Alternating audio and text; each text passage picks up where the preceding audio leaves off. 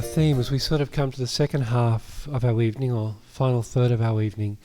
And we're going to think of the idea of a leader being attentive to brokenness and grief, and a leader who is always ready to lament. And jazz and blues is a great window into that, of course, because jazz, it rides on the back of the blues. And the blues, of course, emerged in the context of slavery of African American people in the 1800s, then the suffering of the Reconstruction era, what's been called the era of lynching between 1880 and 1940. And the sounds that you're hearing, they come from the human experience of that suffering, and it developed in the bars on Friday and Saturday nights and in the churches in both those places. And so just to illustrate how the blues works, and we're going to play a blues for you in a moment, these sounds wouldn't come about apart from this history. And so in Western classical music, of course, you know a major third. I'll play from C to E. And in the blues, we have what's called blues notes. And blues notes are three particular intervals that characterize the blues. So instead of C to E, it's a minor third, C to E flat. That's the first blues note. And then the second one, while in Western classical music, traditionally, most commonly, we'd play a perfect fifth, C to G. In the blues, the most important interval is C to G flat, or a flattened fifth, which is quite a harsh.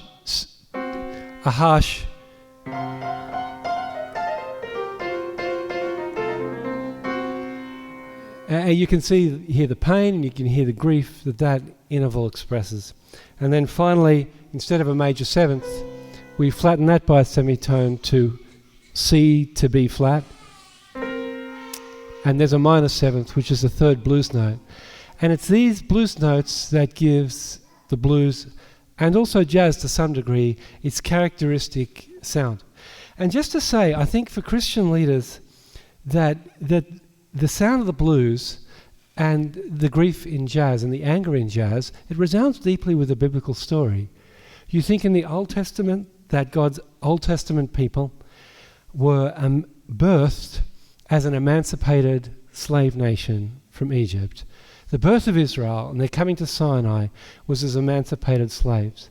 And then the Torah that was given at Sinai was given and designed and shaped precisely so that the Old Testament people of God wouldn't be the kind of community as they witnessed there in Egypt, the kind of community that oppressed an enslaved people group. And so there should be no poor among you, for example, in Deuteronomy 15:4. And of course, when we come to the New Testament, the cross of Christ always calls Christ's followers to be attentive to the grief and lament in our world, because it's in the cross that Jesus wrung a victory out of oppression and won life in the face of death. And so I think that good Christian leaders are shaped by sensitivity to the brokenness of the world. I really think that. We're attentive to the brokenness in ourselves, in our organizations. We've got to reject a triumphalist approach, and we choose to participate in the suffering of others. There's so much packed in here, Christ's suffering, it tells us, it frees us from posturing, and it leads us to demonstrate vulnerability and mutuality. And leaders who are gripped by the cross may be willing to take some hits at a board level for the sake of the organization as a whole. Grief and lament as a posture for Christian leaders. So Jeff's going to unpack this more in a minute for us, but we'd just like to play a blues for you. This is a blues called Soul Junction, and you'll hear these blues notes again and again as we play this beautiful blues by jazz pianist Red Garland.